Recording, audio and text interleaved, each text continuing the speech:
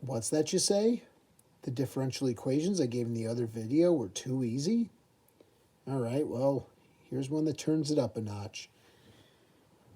Basically, this one's a little more difficult because it's got more derivatives in it. Instead of having just one y prime, it's got two of them.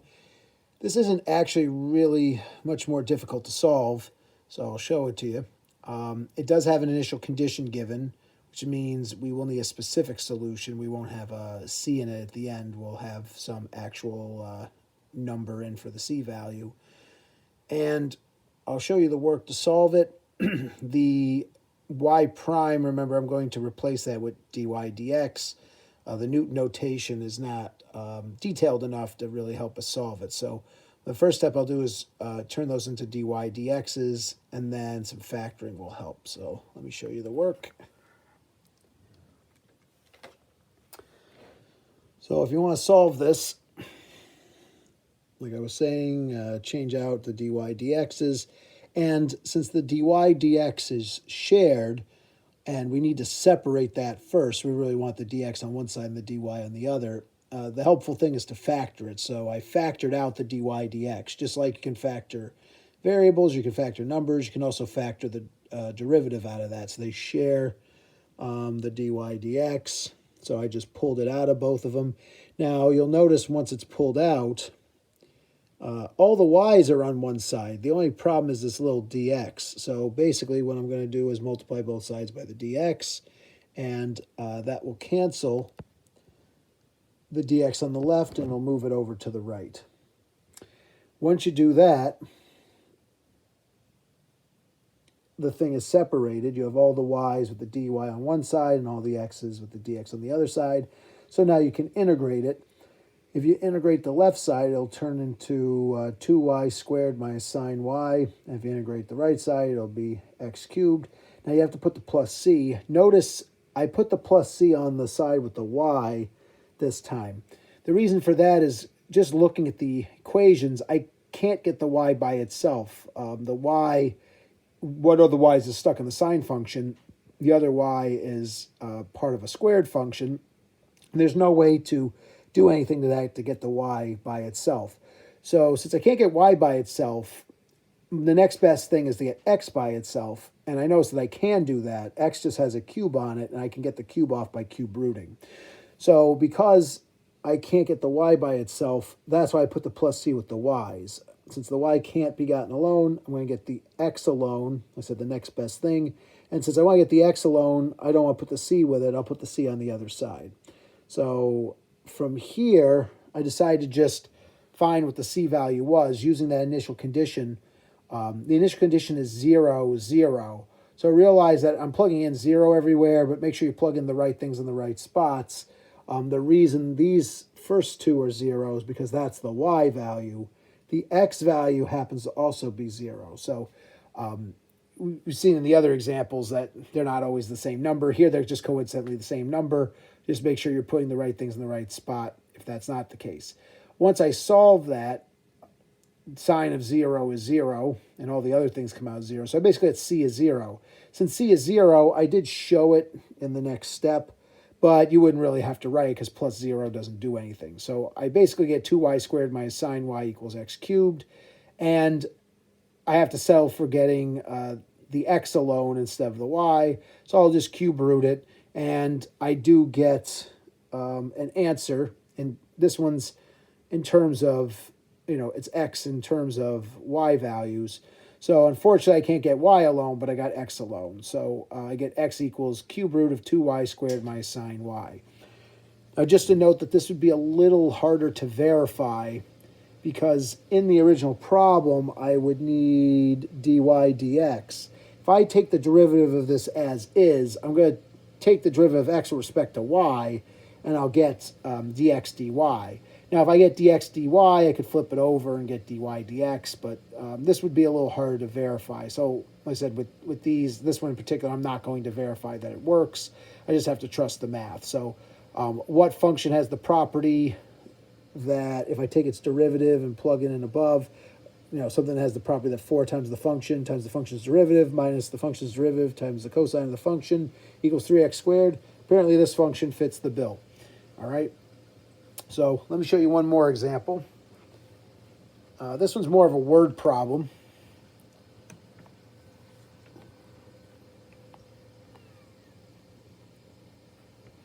So this next example, they want us to find a curve. So that's just a fancy way of saying, find some function or relation that if we graphed it would have this property. So we're looking for a curve. It's got to pass through the point 0, 3.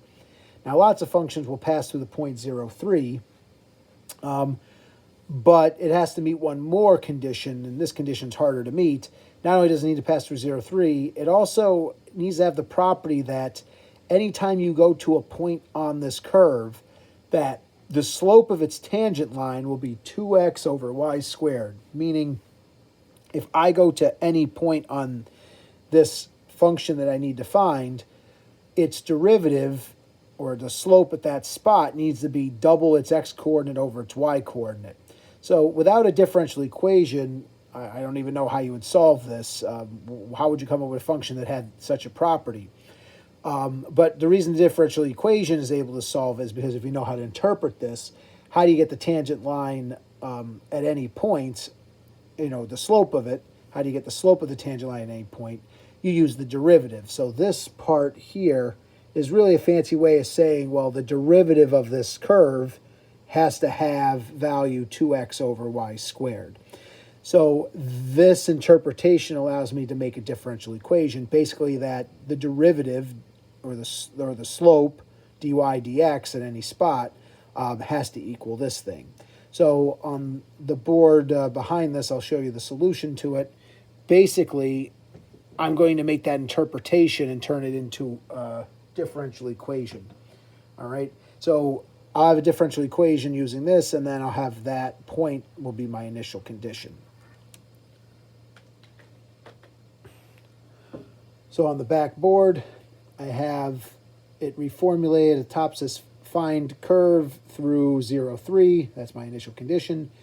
With this being true, I basically need the derivative to be 2x over y squared. So I'll solve this using what I was showing you about differential equations.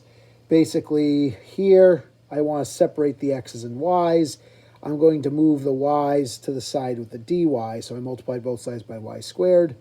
And then I had the little dx in the bottom. I don't want that down there. I want that over with the x's, so I multiplied both sides by dx. That gets me the equation separated into y's on the left and x's on the right. Y squared dy equals 2x dx. I can now integrate this.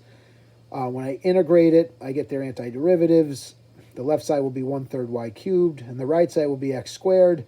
Unlike the other example, I am able to get y alone here, so I'm going to put the plus c with the x because it's not that hard to get y alone. Now, when I come back to the top, I did show this both ways again. The left side shows, or I should say the centerpiece here, the left side of this wall, this divider. The left side shows me putting in the initial condition immediately. So if I want to find the c immediately, the x is 0, the y is 3. If I put them in, I get c is 9, and now I just can work with the 9.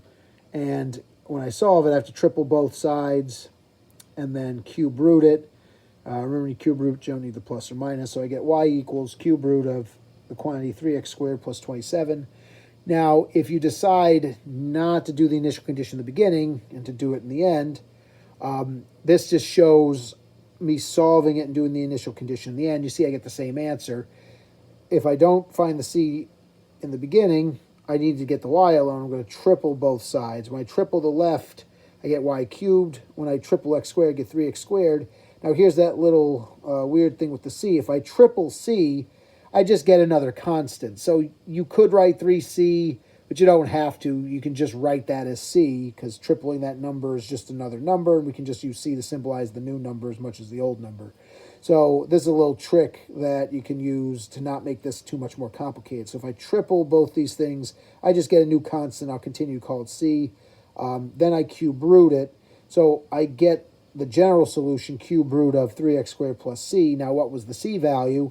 Now that I have this general solution, I can plug in x is 0, y is 3, and then solve. I basically get the cube root of c equals 3. Cubing both sides tells me c is 27. And since c is 27, I could then plug it into this original equation here and get that 3x squared plus c is 27, which is the same answer I got here. So once again, it's a matter of taste whether you want to plug in the value right away or you want to plug it in later. The left shows plugging it in, immediately. This side shows plugging in later. Either way, you should get the same answer. All right. So those are a little more advanced problems using differential equations. Next, I'll just do some verification of the equations, and then I will do one last video that shows the problems I asked you to do, the solutions to them. All right.